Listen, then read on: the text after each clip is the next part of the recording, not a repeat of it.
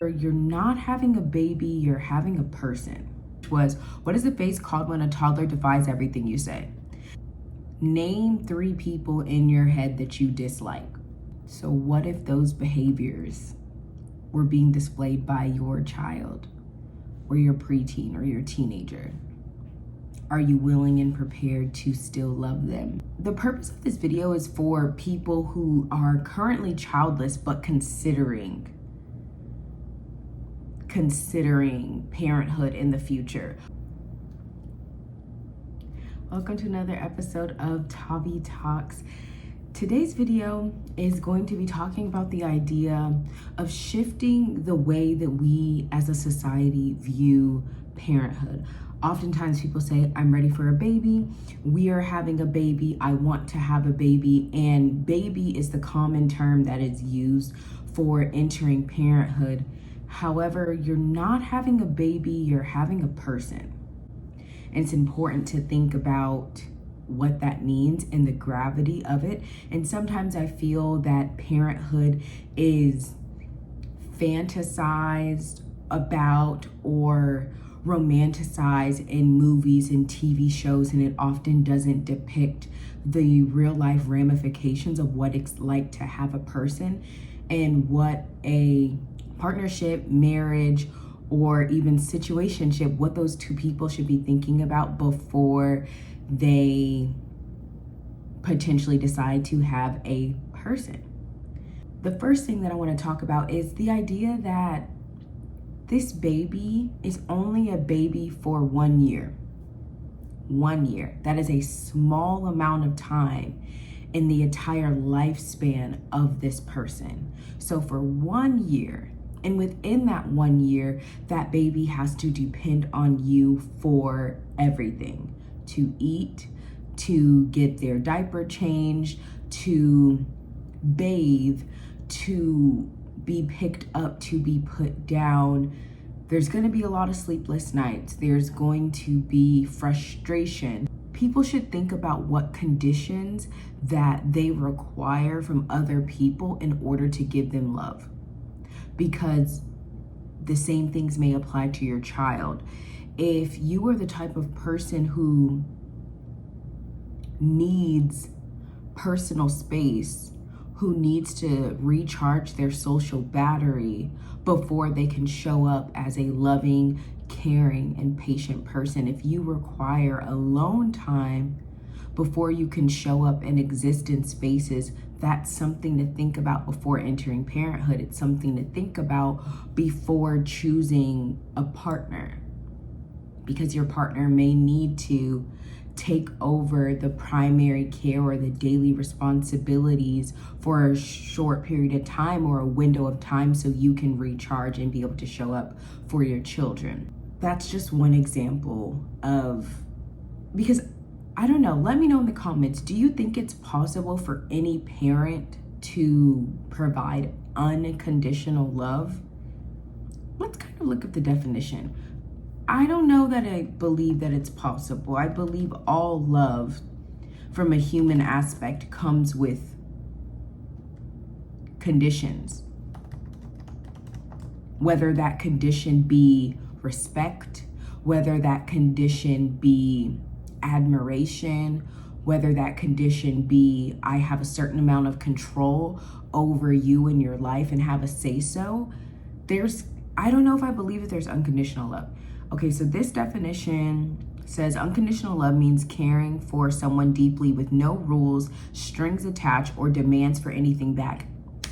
If we're looking at that definition alone, I don't think it's possible for a parent to love a child unconditionally, because this says with no rules and no strings attached. And as a parent, the strings literally DNA or guardianship, if that child is not of genetic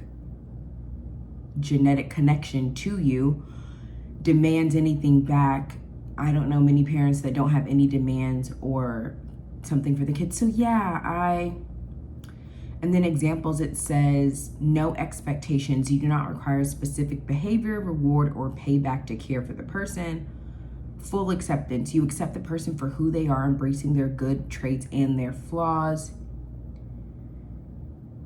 and deep empathy. You wish for their happiness and well-being above all else, even during hard times. Yeah, I don't know if there's a such thing as unconditional love.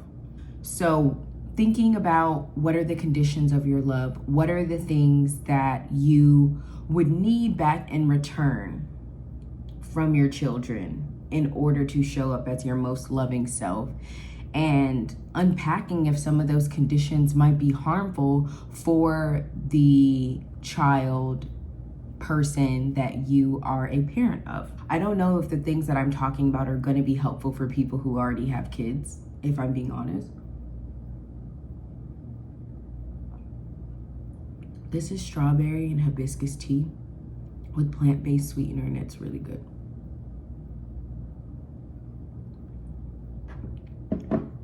Emotional regulation. How do you regulate your emotions? How do you recognize when you are feeling anxious? How do you recognize when you're feeling anger? How do you recognize when you're feeling sadness, frustration, confusion? And not only that, not only how do you recognize it, but how do those feelings show up in your behavior, and what would that look like when you're caring for a kid? If you were the type of person that gets overstimulated and lashes out with anger through yelling or hitting, is that the best environment for a child, a person to thrive in?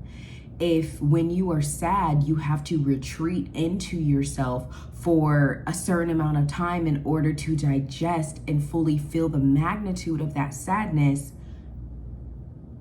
is that the best environment for a child to be in? What does that look like? You need to think about the ways in which, in the pieces of yourself that you are currently, and then add caring for a person, whether in their adolescence, infancy, teenage, preteen, adulthood, on top of that.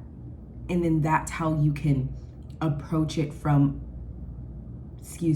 a mature and unbiased standpoint, and most importantly, a realistic standpoint.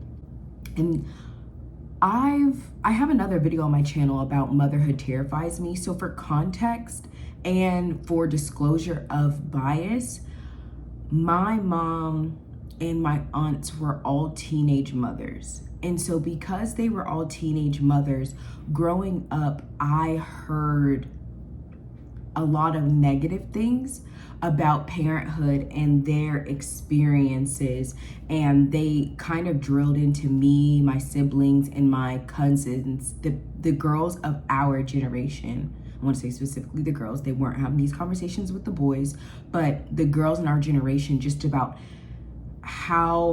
what a full body, mind, and soul experience motherhood was.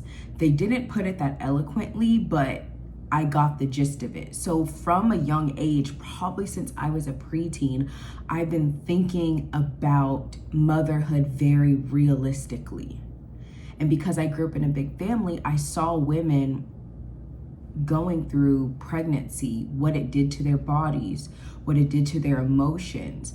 My aunt told me about how, it's hard to even pee after you have a baby and you have to use a peri bottle. They were very honest about these things. And so I've been thinking about motherhood, honestly, for a large portion of my life from a space of fear, but just thinking about the magnitude of what it takes. And so I want to disclose my perspective on parenthood and motherhood. And also, because they were teenage parents, they also were single moms for a large portion of their motherhood before they eventually repartnered, and some of them remarried. And so that also plays a factor, being a single parent versus a two-parent household with both people taking on the co-primary responsibilities of these people, these young adolescents. Emotional regulation is something to really consider, because if not, you will project kind of that your feelings onto your child, and that can be really harmful. Emotional regulation is something that I have been learning in my mid to late 20s. I'd say I was around 23 or 24 when I was first made aware of what overstimulation was. At the time, growing up, I was often labeled as having a bad attitude, which obviously there's some racial undertones embedded within that label, but having a bad attitude was something that was spoken about me, or that I was aggressive or lashing out. And what I realized was, back then I was feeling anxious and I was feeling overstimulated, and I didn't have the language to identify what was happening, and I didn't have the self-soothing or coping mechanisms necessary. So what would end up happening is my default setting, once I got overstimulated or had sensory overload, was to yell at who was around me, was to get an attitude or shut down, and things of that nature. Now that I'm, now moving forward into my mid 20s and now late 20s, because I'm 27, I've learned self-soothing and coping mechanisms. Honestly, one of the hesitations that I have with parenthood in general is, a baby's not gonna care, a toddler's not gonna care about mommy being overstimulated, and there's not always gonna be that opportunity to work with such grace and space of working through self-regulation and then training. There just might not be, that time. So emotional regulation is definitely something to think about. Another thing to think about is I'm gonna be talking in general and then also analyzing it from my perspective, and I'll be curious to hear anyone else's. Another thing with emotional regulation is, in high stressful situations, sometimes I just need to come home and take a stress nap. I love a good stress nap. Let me clock out temporarily in the most safe and non-problematic way. I'm going to take a nap and I will wake up to this reality in about 2 hours, and I can deal with what I need to deal with. And that's not always, it's not always a thing when you have kids. So that's another thing. Pepper, on the other hand, she and I have been around each other for 6 years. So she sometimes just can feel in the air when I'm about to take a nap. And sometimes I'll tell her, I'll grab my couch blanket and she curls right up either next to me, on the other side of the sectional, or on the ground, and we both just log out for a little bit for a nap.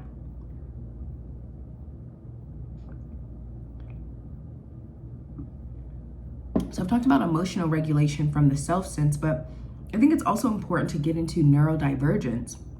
What if your child or the person you are caring for, the caregiver of, what if their behavior and the way that their brain works and the way that their senses are activated are the thing that's overstimulating you? I pulled up some of the common types of neurodivergence in children. Let's look at this article by the University of Oxford. Oh, they want me to accept my cookies. Reject optional. Okay, so we're gonna use the University of Oxford neurodivergent conditions for a brief definition of these conditions. Autism, a developmental disorder that is characterized by difficulties with social communication, social interaction, and social imagination. ADHD, attention deficit hyperactivity disorder, is a condition that affects people's behaviors. People with ADHD can seem restless, may have trouble concentrating, and may act on impulse. Dyslexia and dyspraxia. Dyslexia may be thought of as a discrepancy between written and verbal language abilities. Dyspraxia is an impairment in the organization of movement. Dyscalculia dyscalculia affects a person's ability to understand, recall, or use numerical information. Tourette syndrome is a neurological condition that characterized by a combination of involuntary and repeated movements and sounds. An auditory processing disorder. Auditory processing disorder affects people's ability to understand auditory information. So, when thinking about emotional regulation, it's also important to think about that you may be the caregiver of a person who has neurodivergence, and being aware and prepared to love your child, that person, to navigate them and learn how to manage your own emotions while helping them regulate their own.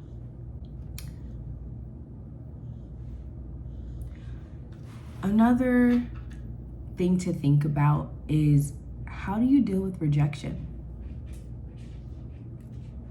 When you're rejected, what does that feel like? How do you react?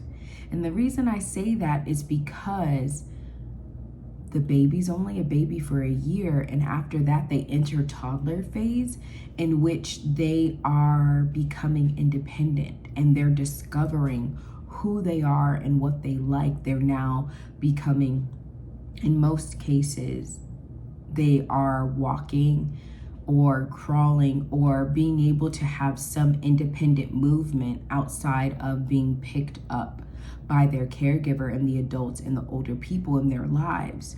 And so for someone who has been giving 24 hours in a day, 7 days a week care for a baby, it's important to think about how you navigate and process rejection, because you may begin to feel rejected when your child or young person begins to express that they want to do things for themselves and that they don't want help. This up, and my search was, what is the phase called when a toddler defies everything you say? And it came back as toddler autonomy phase, commonly known as terrible twos or the boundary testing stage. I want to define autonomy.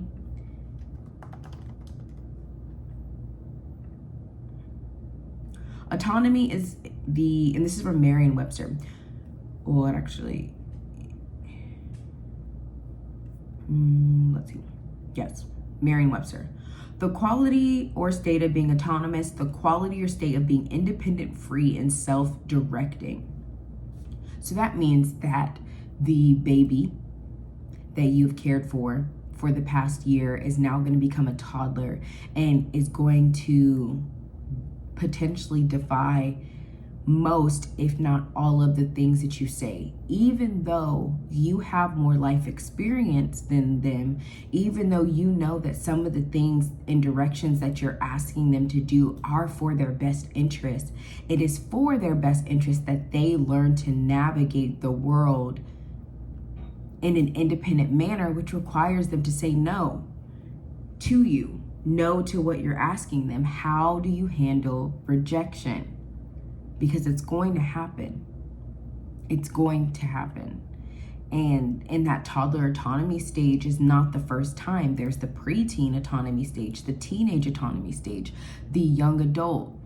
So how can you navigate as a person being able to zoom out and understand that they aren't rejecting you, they're redirecting and coming into themselves? How do you balance allowing them to try certain things for themselves to learn the consequence or the reaction to their action, versus making a hard boundary and standing firm on saying, no, you can't do this, and here's why. You, as a person right now, if I say, name 3 people in your head that you dislike, there's probably a name or memory or something associated with people that you don't like. And you could probably explain to me in the comments if you wanted to, or if you were having a real life conversation, why you don't like that person or those people. So what if those behaviors were being displayed by your child or your preteen or your teenager? Are you willing and prepared to still love them within the bounds of the conditions that we talked about in the beginning of this video? This goes without saying, but I'm going to say it anyways. If you're homophobic, I don't know if parenthood is the right thing for you. It's something to consider because you do not get to dictate the sexuality and expression of your child. So maybe, consider that. You're birthing a person and you don't get to say who they love or how they express their gender.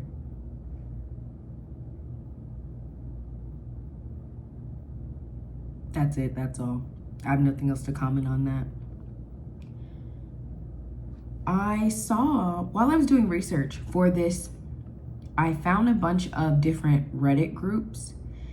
I'm going to read some of the titles of the groups and the posts. I'm not going to read the posts because I did not get permission from the OPs to read their life experiences, and something about that feels icky. Even though they're putting it online in a public space, regurgitating their life experience in such a vulnerable topic, or just any topic, I don't know.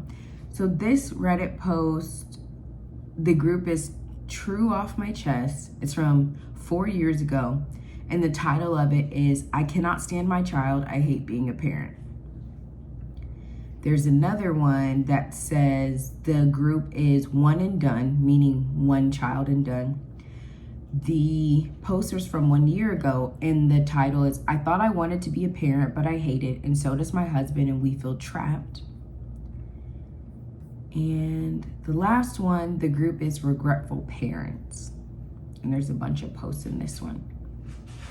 So I would encourage anyone who is considering pregnancy or parenthood to maybe go on Reddit and read some of these things, not to develop a fear or an aversion to parenthood, but to consider and widen the perspective in which you view parenthood, because it is not the way that TV shows and movies often portray it. You're not going to push 3 times and the baby pops out.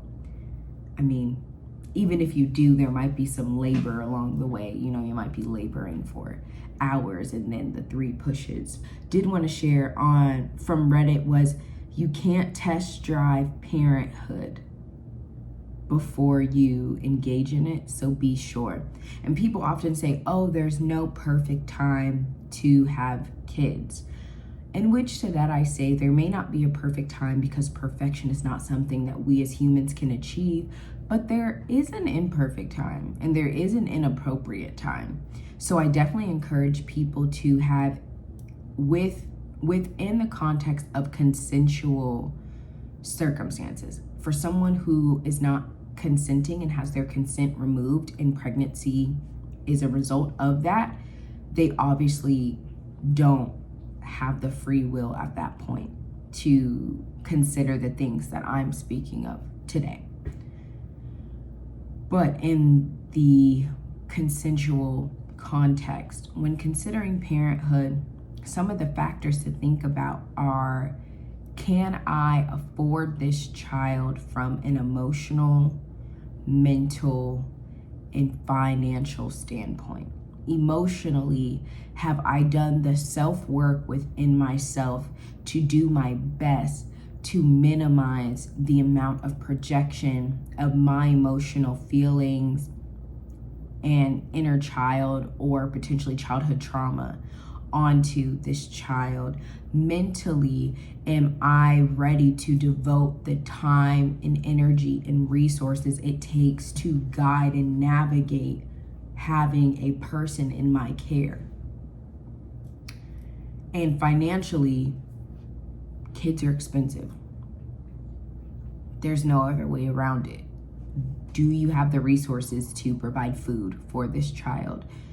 Do you have the resources to buy school clothes and toiletries, toilet paper, soap, water, utilities. Children tend to go really fast, clothes, childcare.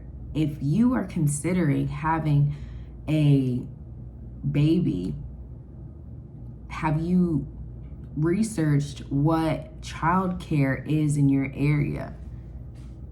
Are you thinking of private school or public school or having a family member? Those are all things to consider.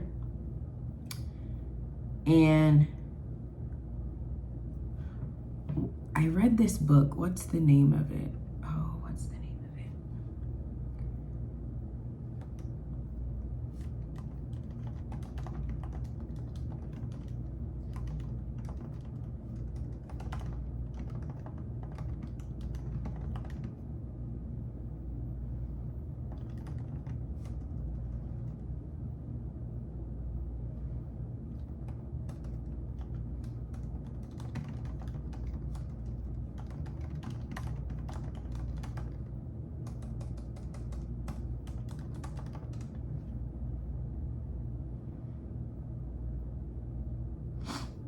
Okay, so I read this book maybe a year ago called Selfish, Shallow, Self-Absorbed, 16 Writers on Their Decision to Not Have Kids.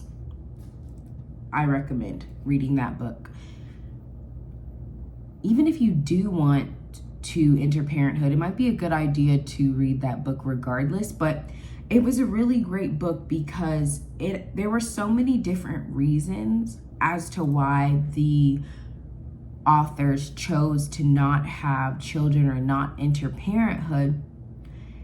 And the main goal of this video is to get people to expand, not necessarily to coerce people into not having children, but rather to empower people who don't want to have children to feel comfortable in expressing that and understand that that doesn't take away from their opportunity to have a full and productive and meaningful life. And for the people who do want to have children, to encourage them to enter it in the most intentional way that they possibly can by examining themselves as people and the way in which that they navigate the different things of conditional love, emotional regulation, rejection, neurodivergence, all the things.